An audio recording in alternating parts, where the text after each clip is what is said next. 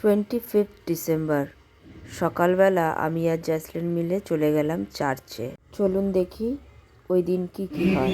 আমাদের আগ্রহ বেড়ে উঠতে পারে। এর জন্য আমরা প্রার্থনা ও কাজে ব্যস্ত থাকতে চাই। এসো তার জন্য প্রভুকে ডাকি।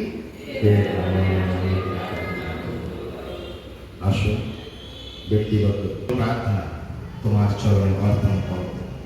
তার পুত্র যীশু খ্রিস্ট প্রার্থনা করি।